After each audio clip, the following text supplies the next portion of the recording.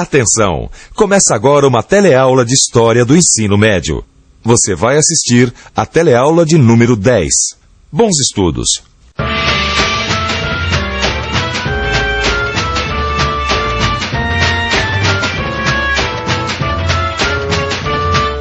Desemprego altíssimo, milhares de lavradores sem terra, enorme desigualdade social e má distribuição de renda. Você sabe de onde é essa história? Essa história é do final da República em Roma e um dos temas dessa teleaula. Nessa teleaula você vai ver a crise da República Romana e o surgimento do Império. Vai também conhecer a grandeza e decadência da civilização de Roma.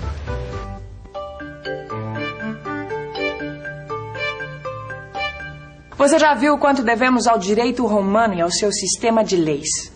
Mas no final da República em Roma, no século II a.C., as leis não protegiam os cidadãos igualmente.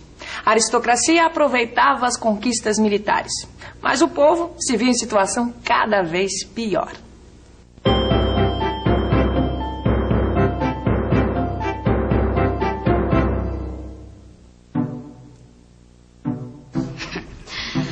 Colega nova. E colega o quê? Ué, não tá desempregado que nem a gente? Tá perdido. Tá. Tive as terras para pagar umas dívidas e agora... Agora virou um colega desse monte de desempregado e mendigo de Roma. Mas se pelo menos o Partido Popular fizesse alguma coisa pela gente. Mas não, o Partido Senatorial manda em tudo. Os ricos estão cada vez mais ricos. Ai, calma, colega, olha só. Os políticos dão o pão. E o governo dá o circo. A gente pode ver a corrida de bigas grátis.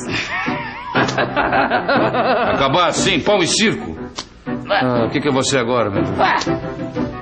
O que a gente aqui um monte de homens livres, sem posses, nem empregos, nem terra. Parasitas, eu não quero ser parasita. Parasitas? Era o nome que era dado às pessoas que viviam às custas do Estado, entendeu? O Estado distribuía comida e organizava os espetáculos de circo, e ele que levava essa vida. Mas peraí, os pequenos produtores não eram parasitas? Não. Pelo jeito aí, no caso... Oportunidade? Nenhuma oportunidade, porque os poderosos formaram os latifúndios. Eram grandes propriedades de terra, usavam trabalho escravo, portanto eles podiam vender os produtos a preços melhores do que os pequenos produtores. Mas Vicente, Roma não era uma república de pequenos fazendeiros? Exatamente. Como foi acontecer esse desequilíbrio todo? Para entender por quê, a gente precisa pensar um pouco. Vamos pensar um pouco. As guerras de conquista de Roma haviam provocado um grande aumento no número de escravos, devido à venda de prisioneiros de guerra. As novas terras conquistadas se tornavam propriedade de uns poucos aristocratas e eram trabalhadas pelos escravos. Sem gastar com mão de obra, esses proprietários podiam produzir e vender seus produtos por um preço menor. Sem poder competir, os pequenos proprietários, os lavradores e os operários perderam suas terras e ocupações. O resultado dessas mudanças em Roma foi uma luta de classes. De um lado, a aristocracia rica, no Partido Senatorial. Do outro, os miseráveis, no Partido Popular.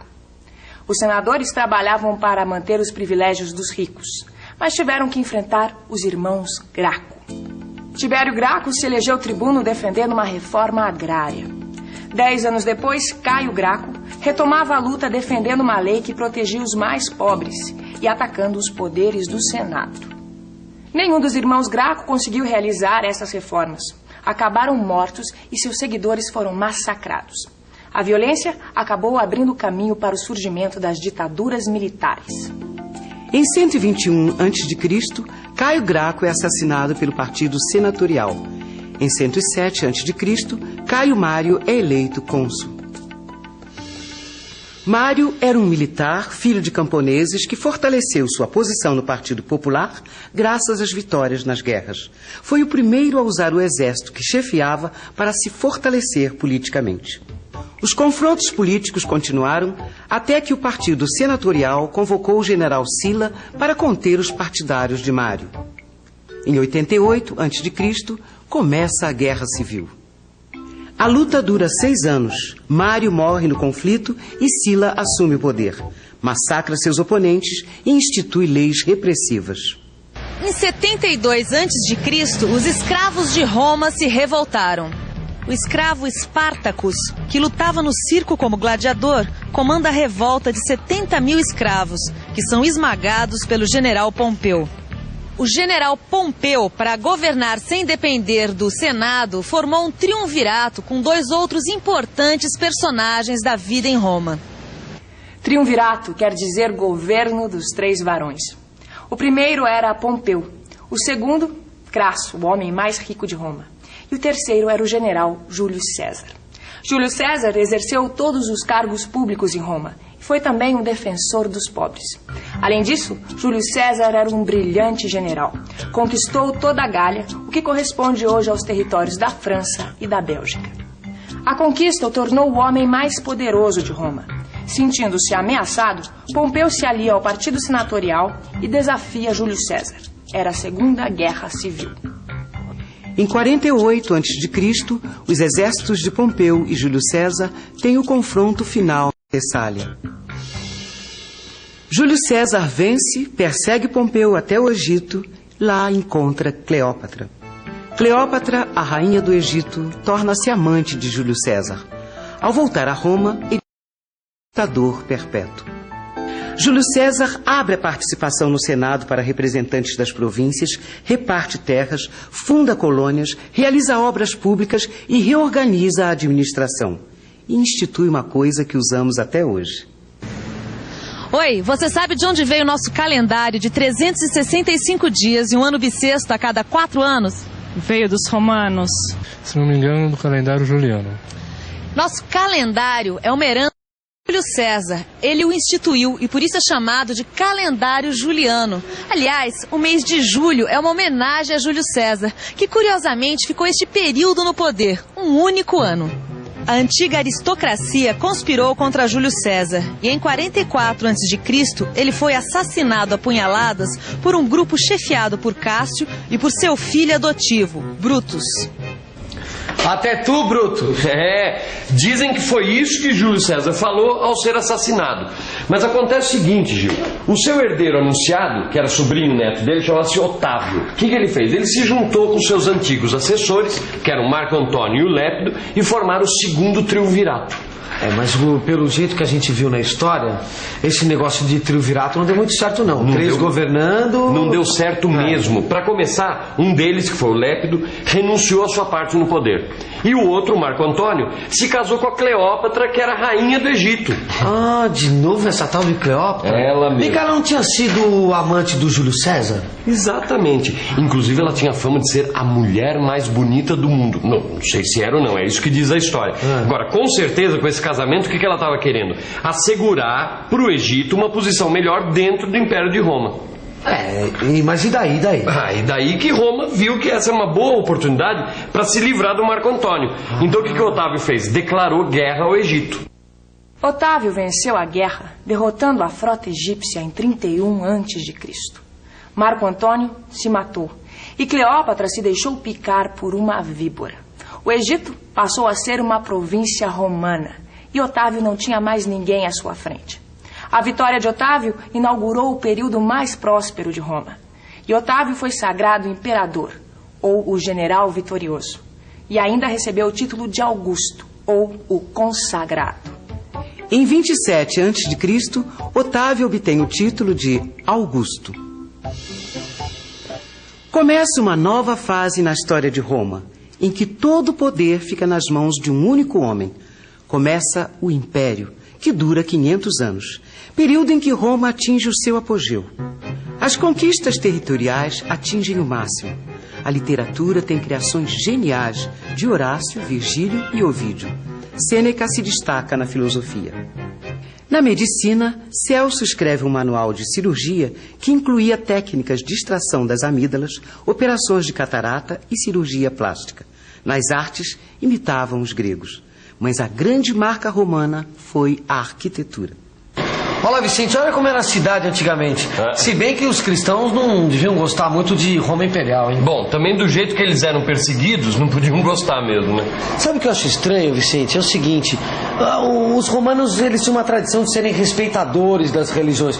Por que perseguiram justamente os cristãos? Olha, Gil, o cristianismo chegou em Roma mais ou menos uns 30 anos depois da morte de Cristo, né? E durante algum tempo, os cristãos tinham que usar as catacumbas, ó, que nós estamos vendo aqui, para se encontrarem, porque eles eram perseguidos por alguns imperadores. Os cristãos eram perseguidos porque se recusavam a adorar o imperador, a participar das solenidades e a prestar serviço militar. E eles chegaram a ser jogados às feras no Coliseu como diversão pública, não é isso?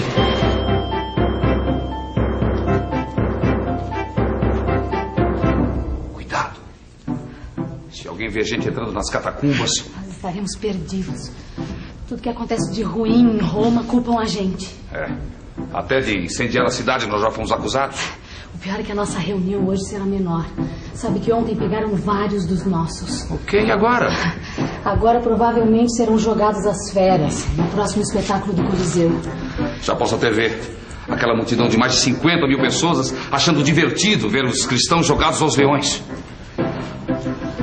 O Coliseu era uma arena construída no centro de Roma pelo imperador Vespasiano em 69. Lá aconteciam espetáculos sangrentos, entre eles a luta de gladiadores. Gladiadores eram escravos que tinham que lutar até a morte. Mas, para outros habitantes do Império Romano, a vida podia ser bem mais amena. Uma cidade dessa época foi preservada quase que inteiramente. Querido amigo, eu estou em Pompeia. É como se eu tivesse entrado no túnel do tempo. Tempo que parou no ano 79, quando a erupção do vulcão Vesúvio preservou a vida como ela era, numa cidade próspera do Império Romano. O mercado, os cartazes dos candidatos às eleições, os mosaicos das casas dos ricos, as ruas calçadas, as termas. Que cenário! O Império Romano também teve outras características. O escritor romano Petrônio retratou o desregramento da sociedade no Império com a obra Satiricon. Prostituição, clientelismo, ostentação e luxo em demasia dos ricos marcaram a vida social em Roma. Em 235, a anarquia militar marca o início da decadência do Império, que acontece depois de 200 anos de paz, a chamada Pax Romana. Pouco tempo depois do imperador Diocleciano ter implantado um regime absolutista nos moldes orientais. Anarquia militar, guerras, miséria, burocracia, uma corte de parasitas, crise no comércio e na indústria, a peste trazida pelos soldados que voltavam do Oriente, ameaça de invasões bárbaras. A insegurança leva os romanos a darem atenção aos que pregavam a salvação pessoal. E o cristianismo acaba por triunfar. Em 313, o imperador Constantino dá liberdade ao culto cristão. Em 330, o cristianismo torna-se religião oficial. Mas, Vicente, a essa altura o Império já estava sendo invadido? Estava sendo invadido pelos bárbaros. Tinham tribos asiáticas como os hunos e germânicas como os visigodos, os vândalos, que já estavam invadindo e saqueando o Império. E foi aí que o Império Romano do Ocidente desmoronou. Em 476, um chefe bárbaro se proclama rei de Roma. O fim da glória romana é devido em parte ao imperialismo, ao custo de manter uma máquina militar tão grande, à corrupção política e ao desmantelamento do comércio. No final, a inflação era tanta que o dinheiro praticamente sumiu de circulação, já que não valia mais nada. As cidades estavam cheias de miseráveis, enquanto os grandes proprietários se entrincheiravam com seus escravos em suas propriedades. Uma história que vale a pena revisar. E atenção, se liga aí que é hora da revisão.